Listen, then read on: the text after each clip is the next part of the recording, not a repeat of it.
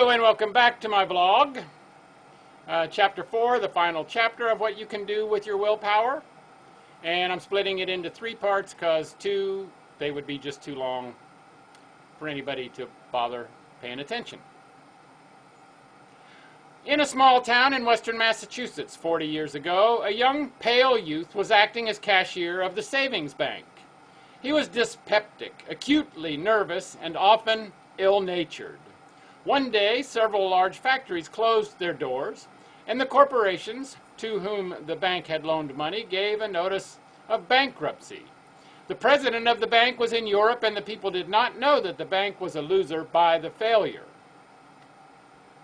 The cashier was almost overcome by the sense of danger, for he could not meet a run on the bank with the funds he had on hand. He entered the bank after a sleepless night, fearing that the people might in some way learn of the bank's responsibility. He was sleepy, faint, discouraged. An old farmer came in to get a small check cashed, and the glum cashier did not answer the farmer's usual salutation. His face was cloudy, his eyes bloodshot, and his whole manner irritating. He counted out the money and threw it at the farmer. The old man counted his money carefully and then called out to the cashier, "What's the matter? Is your bank going to fail?" When the farmer had left the bank, the young cashier could see that his manner was letting out that which he wished to conceal. He then paced up and down the bank and fought it all out with himself. He determined he would be cheerful, brave, and strong. He forced himself to smile, and soon was able to laugh at himself for presenting such a ridiculous appearance. He met the next customer with a hearty greeting of good cheer. All the forenoon he grew stronger in his determination to let nothing move him to gloom again. About noon, the daily Boston paper came and announced the possible failure of that bank. Almost instantly, the news flew about town, and a wild mob assailed the bank, screaming for their money. But the cheerful cashier met them with a smile and made fun of their excitement.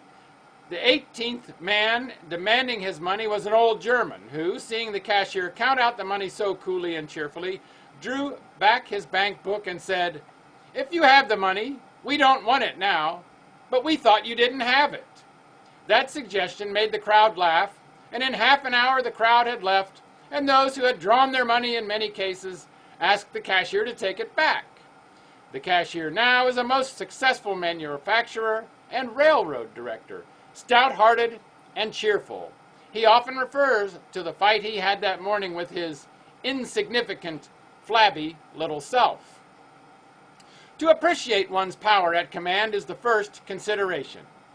A man from Cooperstown, New York, visited St. Anthony's Falls, Minnesota, in the early 50s of the last century, which would have been the last by 2 to us, and laughed loud and long at the ridiculous little mill which turned out a few bags of flour and sawed a few thousand feet of lumber. It was indeed ludicrous. He could think of no comparison except an elephant drawing a baby's tin toy. His laughter led to a heated discussion and investigation. An army officer at Fort Snelling, who was a civil engineer, was asked to make an estimate of the Mississippi River's horsepower at St. Anthony Falls. His report was beyond the civilian's belief. He said there was power enough to turn the wheels to grind out 10,000 barrels of flour a day and to cut logs into millions of square feet of board every hour. The estimate was below the facts, but was not accepted for 10 years.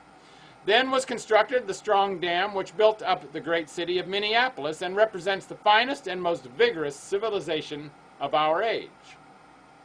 Nevertheless, there still runs to waste 10,000 horsepower.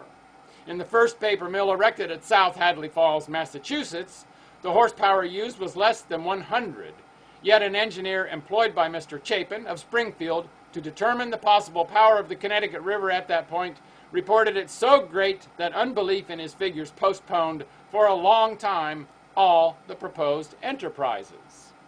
But one poor man, determined to do something about it, promoted a system of canals which now so utilizes the water that a large city, manufacturing annually products worth many millions, draws from it comfort and riches. Massive as are the present works at Holyoke, Regret is often expressed that so much of the water power still goes over the mighty dam and ridicules the smallness of the faith of those who tried to harness it. Such is the intellectual force in a young person's mind. It is reasonable to conclude that no mind ever did its very best, and that no willpower was ever exerted continuously to its greatest capacity. But the first essential in the making of noble character is to gain a full appreciation of the latent or unused force which each individual possesses. When one, without foolish egotism, realizes how much can be done with his wasting energies, then he must carefully consider to what object he will turn his power. Great wills are often wasted on unworthy objects, and the strong current of the mind, which could be applied to the making of world-enriching machinery, is used to manufacture some unsaleable toy. The mind is often compared to an electric dynamo. The figure is accurate. It is an automatic, self-charging battery which, when applied to worthy occupation or to a high purpose, distributes happiness, progress, and intelligence to mankind, and as a natural consequence, brings riches and honor to the industrious possessor. That's the end of the first of 3 parts of Chapter 4. What are you doing with all of your willpower? Are you wasting it like the falls? I know I am. That's one reason I'm doing this, trying to get better at it.